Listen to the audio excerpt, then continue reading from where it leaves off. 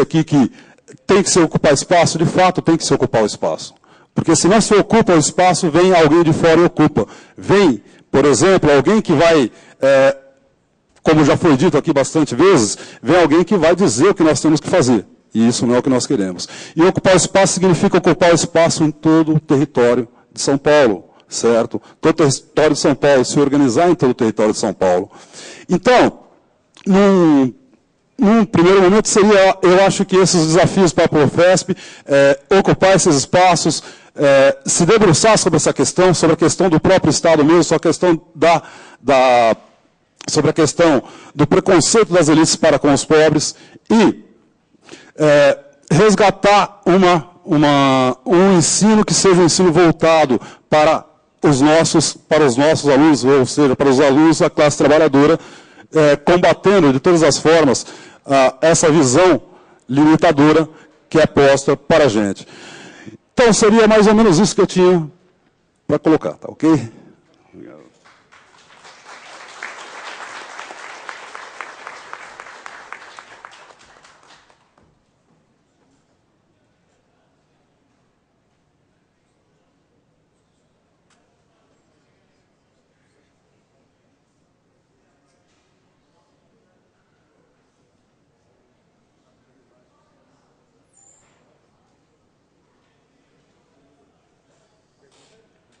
Desculpa aí, viu, gente, mas a gente estava esperando a presença da professora Osani Martiniano, mas como ela não compareceu, então a gente tem que decidir o que vai fazer, né? E chega de formalidade, vamos agilizar.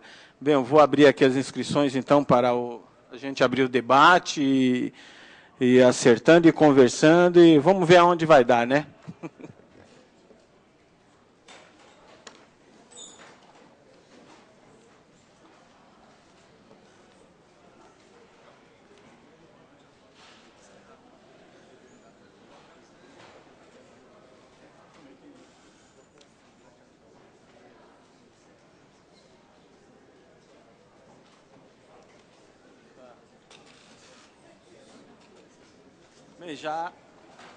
Bem, eu sei que todo mundo quer falar, gente, mas senão a gente não vai conseguir acabar, tá?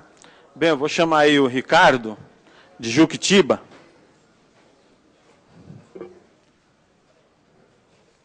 Tem 3 minutos, tá, Ricardo? Tá. Ô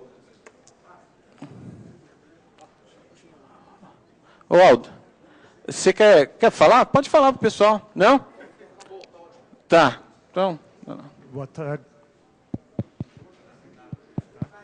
Bom, boa tarde. Vai ali, Ricardo.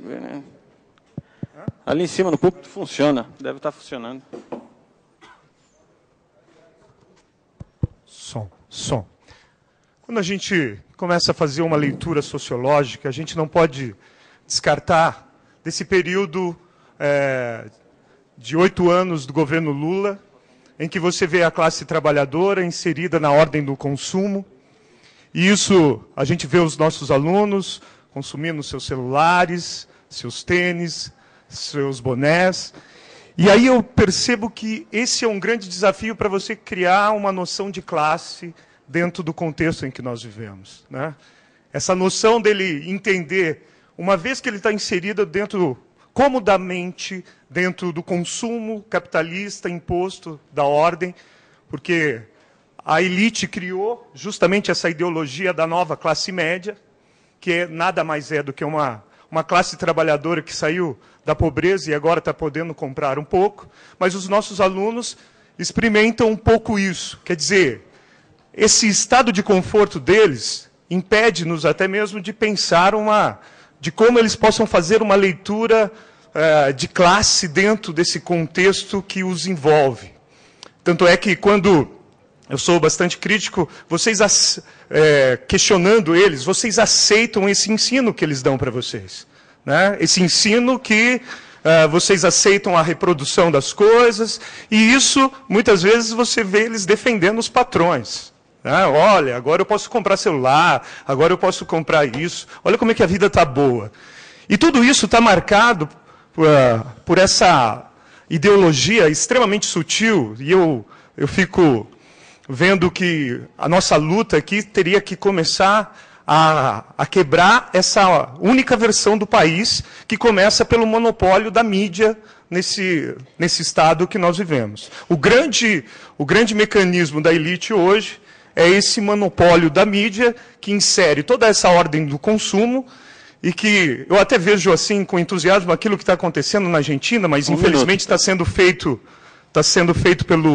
pelo Estado, né? Estão desmontando o Clarim lá, estão nessa tentativa, e eu acho que a grande luta dentro da sala de aula, é contra essa mídia ideológica que sempre tem aquela única versão do país, a única versão da sociedade, e que é um grande impedimento para a gente criar essa visão, esse corte de classe que os nossos alunos, infelizmente, não conseguem ver por conta disso.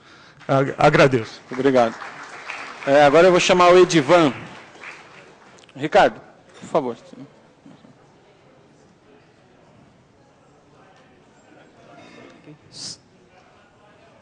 3 minutinhos, tá, Edivan? Isso dá uma subida lá que se... 3 minutos. Infelizmente tem que ser assim, né?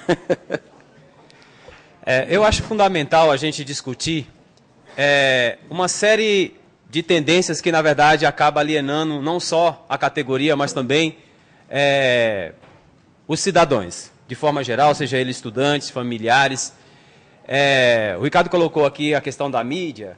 Claro, precisamos realmente fazer uma discussão a respeito da interferência ou da não interferência na mídia nas coisas que favorecem a classe trabalhadora. Mas é claro que essa postura ditadora da Cristina Kirchner lá, é claro que a gente não podemos, eu pessoalmente não apoio esse tipo de situações. Eu acho que isso tem que vir do movimento um pouco mais estruturado, não um movimento ditador.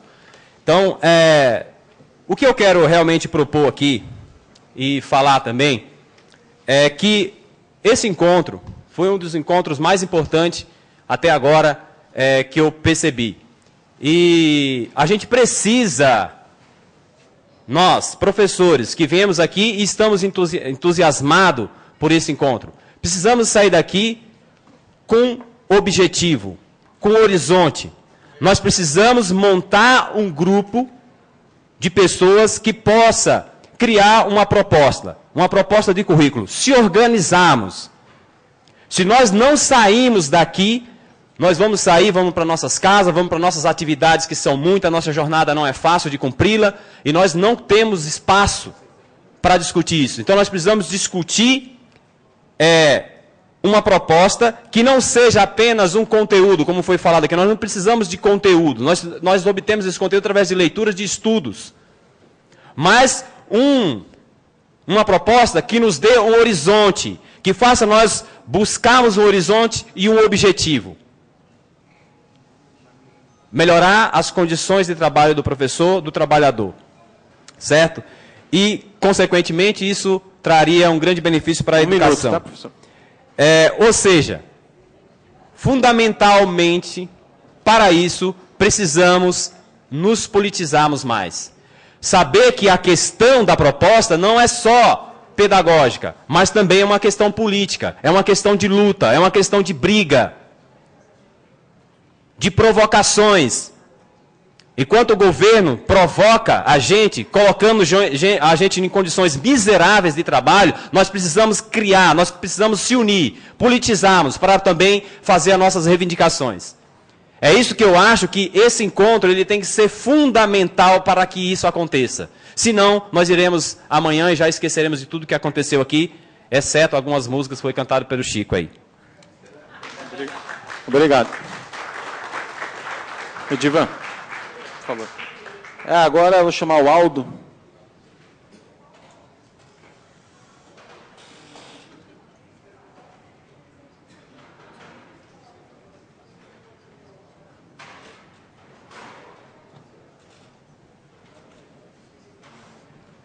Boa tarde, colegas. Assim, primeiro eu quero fazer as minhas palavras, os companheiros que me antecederam, e eu vou direto às propostas, porque essa mesa aqui se refere à organização dos professores de filosofia, né?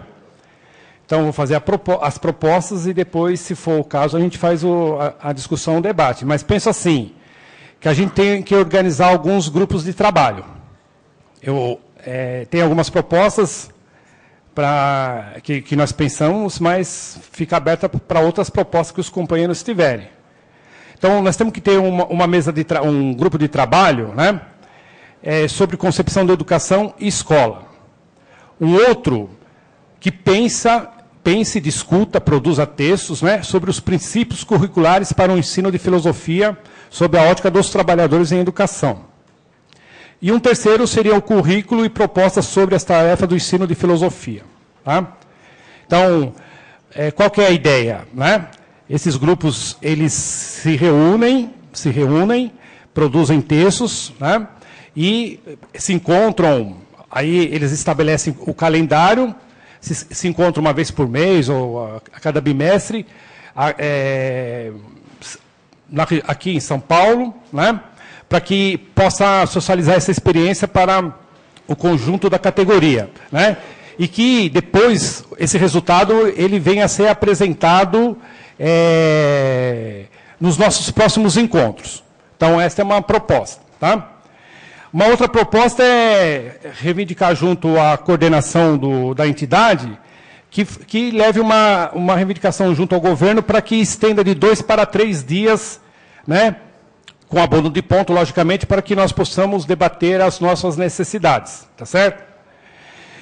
Uma outra proposta é convidar professores da rede pública, professores de História, Sociologia e Geografia, para participar das mesas, né, do nosso próximo encontro estadual, né, para a gente encontrar formas de integração entre esses professores, essas disciplinas e a disciplina de filosofia, e encontrar meios de como nós podemos estar articulando lutas conjuntamente. Tá? E, por fim, nós temos que aprovar também resoluções que se referem aos problemas nossos, né, mas pensando como categoria. Então, nós temos que tomar uma posição em relação ao Plano Nacional da Educação, que prevê, né, o PIB, 10% do PIB só para 2023. Nós precisamos pensar também a questão do reajuste salarial, que é uma reivindicação nossa já de longo tempo, de 36,7%. Né?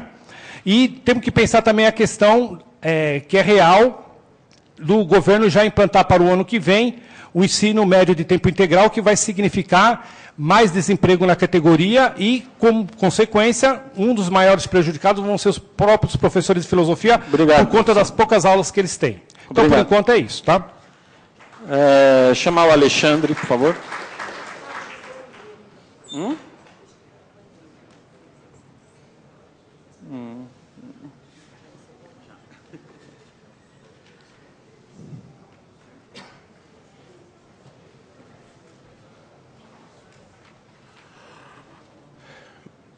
Boa tarde, companheiros. Eu quero fazer eco das palavras dos dois companheiros que me antecederam. E, de fato, não como crítica ou como ofensa, mas como uma provocação, o companheiro que falou na mesa aqui usou os 15 minutos dele e em nada falou sobre a questão prática. Né? Se a gente ficar falando sobre teoria, o que é capitalismo, ou o que nós devemos... Isso aí vai ser uma discussão interminável, porque cada professor tem sua convicção aqui, cada professor tem a sua maneira de pensar. Eu acredito que, como os dois companheiros que me antecederam, falaram sobre coisas práticas, sobretudo o último, que colocou realmente questões absurdamente práticas, nós devemos colocar a proposta de usar e abusar das redes sociais e dos elementos que a tecnologia nos oferece, inclusive fazer divulgação, seja virtualmente ou presencialmente, enfim, nas faculdades de filosofia, porque eu digo isso vendo as faculdades de filosofia, as raríssimas faculdades de filosofia, perto da cidade de Ourinhos, que é onde eu moro. Os estudantes de filosofia, eles estão num limbo, não têm a menor ideia do que é uma sala de aula, porque a faculdade ela em nada prepara o companheiro para o trabalho docente. Eles estão num limbo, eles estão vivendo no mundo das ideias de Platão, e quando eles encaram o mundo real os alunos ali pouco estimulados, um currículo que não satisfaz ou que não apetece os alunos oriundos da classe trabalhadora, enfim. Quando eles tem esse choque de realidade, o que acontece? Eles exoneram, ou eles nunca mais aparecem na escola, ou recebem ligações para dar aula eventual e jamais voltam à escola. Então, isso é uma coisa muito séria, e, juntamente com os encaminhamentos que os colegas colocaram aqui, nós devemos sair daqui com propostas práticas de divulgar a Profesp para esses companheiros que estão agora nas universidades, nas faculdades, inclusive nas faculdades virtuais. Sei que aqui tem alguns companheiros que têm muito preconceito contra isso, mas repito o que eu disse ontem, não haverá um milagre para que nós consigamos colocar todos nas faculdades presenciais. Mesmo porque não há vagas nas faculdades presenciais. 1 minuto, professor. Ao contrário do que dizem alguns aí, que acho que são um pouco fora da realidade, dizendo, na minha faculdade está sobrando vaga de filosofia. Bom, de repente está numa região em que isso é possível, porque na minha região, as 50 vagas de filosofia que são abertas, elas são preenchidas. Só que o que acontece? Né? Geralmente, no último ano, que é o ano onde os alunos têm o estágio, eles desistem, porque eles percebem que sala de aula é coisa de louco. Ok? Então, é isso que eu gostaria de colocar. Obrigado. Vou chamar o Maurício.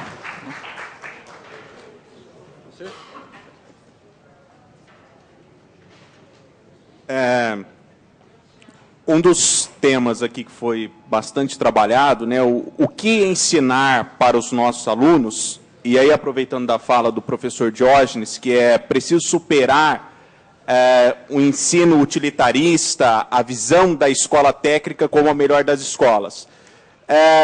Dessa problemática, o que ensinar, eu acho que é nossa função, enquanto professores de filosofia, abrir os olhos dos nossos alunos para esse discurso falacioso do governo do Estado, que apresenta a escola técnica como a melhor das escolas. Tá? No fundo, ele está dizendo, olha, vocês, filhos da classe trabalhadora, não merecem outra coisa melhor a não ser reproduzir uma racionalidade instrumental e ser formado para o mercado de trabalho, continuarem sendo operários. Tá?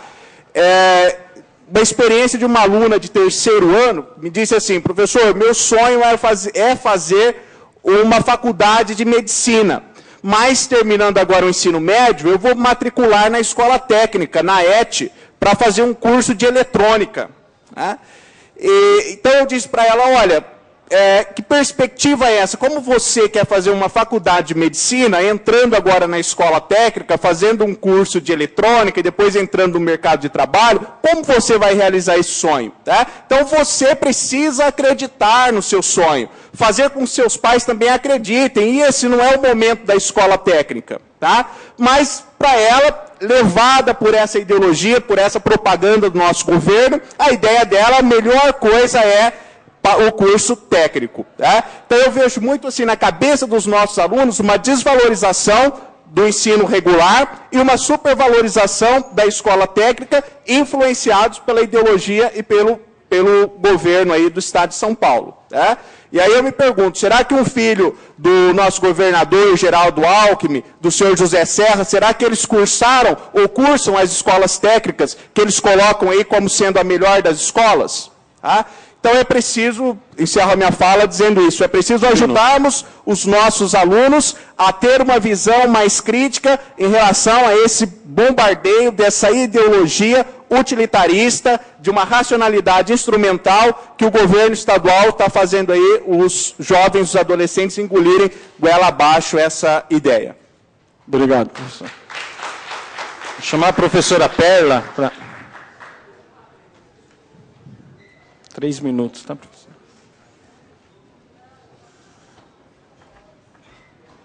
Boa tarde.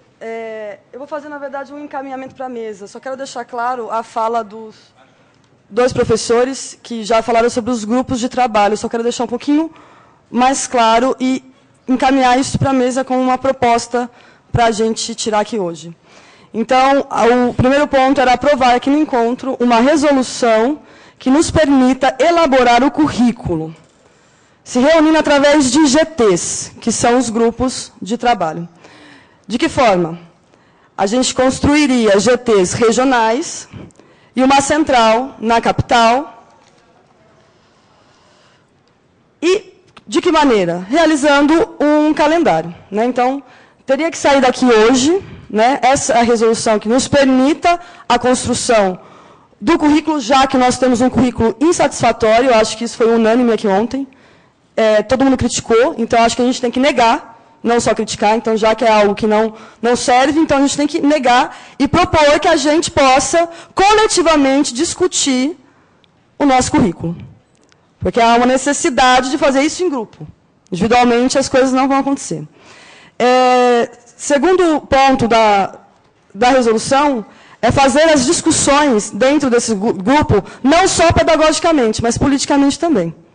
Então, elaborar um grupo que discuta e proponha, com o grupo, questões pedagógicas e políticas. Porque não há como fazer com que o encontro gere alguma coisa se as questões políticas não forem questionadas, entendidas, rechaçadas e discutidas. Bom, a partir disso aí, eu queria colocar situações concretas. Por quê? Elas existem.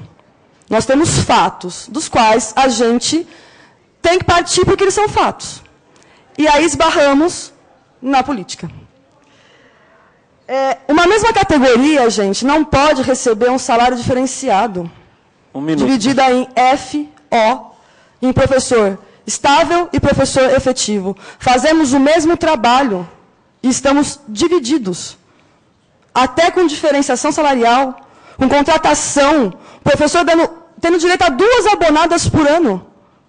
Ué, que estranho, não? Eu acho que isso é um ponto fundamental para que o nosso encontro caminhe. E unir essa categoria, retomar o que é essa categoria. Outra questão que eu queria colocar, que foi até comentada ontem, era a questão do ATPC. E aí eu me lembrei de uma coisa, por que virou ATPC, né? Por que o ATPC virou ATPC?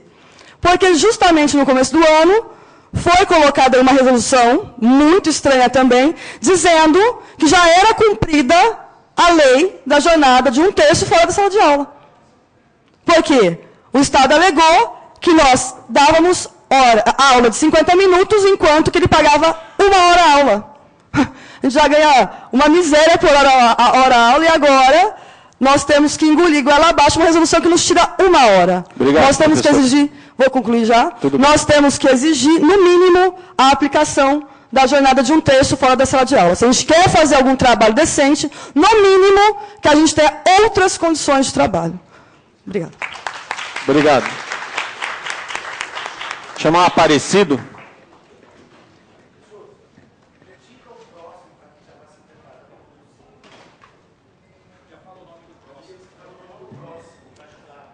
Gente, tudo bem. Acontece o seguinte, tem muita gente que está vindo aqui pedindo para falar. Depois eu vou perguntar para a plenária, então vou aproveitar que essa interrupção e vamos... Tudo bem, mas já quer que eu vá adiantando, já chamando o próximo? Então pode fazer... É para não interromper, né, gente, quem está falando, né? Então, espera. Tudo bem, sem problema. Tá, olha, o próximo é o Pedro Paulo, tá? Primeiramente, boa tarde. Eu quero aqui também parabenizar pelo encontro, né? E, ao mesmo tempo, falar da fala do companheiro Diógenes. Eu acho importante que uma questão que estamos discutindo desde ontem, e a grande pergunta é o que queremos com a educação e o que queremos com a filosofia. E é óbvio que não dá para discutir, numa concepção de educação, não discutir a questão de classe. E ele colocou muito bem, ou seja, acho que nós queremos dar um rumo e queremos, inclusive, discutir a questão de como pensamos nossos alunos, nós temos que pensar qual é a lógica que está colocada na política neoliberal.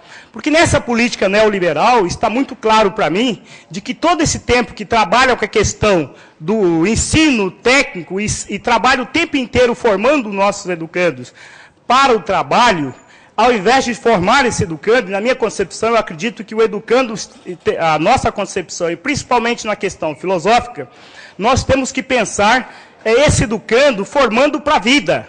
Ele não é, num sistema capitalista, se forma para o trabalho apenas. E eu costumo dizer, só para fechar, que, na realidade, quando nós formamos esse cidadão só para o trabalho, e é muito comum isso na escola, a gente fala, precisa ter responsabilidade, precisa chegar no horário. Eu costumo dizer o seguinte, a vida nos diz que nós temos que ter disciplina. Inclusive a filosofia nos ajuda a isso. E nessa disciplina eu costumo dizer, quem consegue marcar um encontro com a namorada e demorar 2 horas e na próxima vez encontrar a mesma namorada? Ou seja, a formação que nós temos que ter e que nós temos que preocupar é a formação para a vida. E jogar responsabilidade não é só para o trabalho. E o tempo inteiro a gente ouve e as postilhas e tudo que nos mostra essa formação neoliberal que nos coloca apenas como se tivesse que passar o tempo inteiro trabalhando, 24 horas por dia no trabalho. E esquecemos que nós temos uma vida. E nesse aspecto, a filosofia é fundamental para repensar esse conceito. Professor Pedro Paula, tá? Foi uma mera coincidência. Sadi. Tá bom? Sadi? Sadi é o próximo. Olha só, gente, eu optei por mais ouvir nesse encontro, eu fiz uma saudação inicial ontem, porque eu acho que esse é um momento talvez mais importante. É um momento que a gente chama momento leninista, né? O que fazer? Que é justamente a parte nossa de estruturação, organização. Então, nesse sentido, eu queria propor aqui, primeiro, né? Porque aqui a gente tem que ver quais são, daqui para frente, em que pese todo o conteúdo riquíssimo do debate que nós fizemos, mas quais são as nossas estratégias, quais são as nossas táticas, que nós vamos adotar daqui para frente, para que a gente possa alcançar esses objetivos que nós colocamos aqui do ponto de vista mais teórico, que agora me parece que é o prático, a nossa organização. E a existência da Profesp, ela é prova disso, de que queremos organizar para que a gente possa, né, realizar esses objetivos.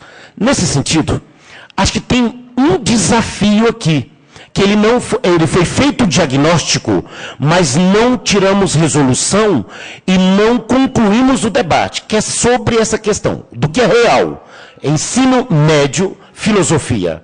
Há uma demanda, eu também tive acesso àquilo que o Aldo colocou aqui, da pesquisa do CAPES, da Chauí. 110 mil professores, que é a demanda, tá certo? Nós temos essa carência. É real, porque senão começa o senso comum a impregnar. A falta de professores e as aulas de filosofia são distribuídas por aí. Tá certo? Tem um debate a ser feito aqui, nesse sentido. Também tem um debate, vamos ampliar para o ensino fundamental. Não é? E tem a tarefa nossa, não é? Foram colocadas aqui cursos, não é? Mas tem a saída da graduação, oferecer filosofia para os graduados. Esse é um debate que não foi assim profundamente aprofundado entre nós, não é? Somos defensores do conteúdo de que haja ampliação, mas tem uma demanda que a gente precisa dar conta. Nesse outro minuto que falta, acho que temos que sair com a tarefa, aqui foi exposto, e fizemos a caracterização do que representa esse material pedagógico da filosofia, o seu conteúdo ideológico, não é? E o desrespeito a nós. Então, o compromisso de que nós devemos fazer o compromisso de fazer o contraponto com o material pedagógico nosso, com a nossa revista ou com a nossa cartilha, com a nossa visão filosófica do que entendemos enquanto filosofia. E não sermos pautados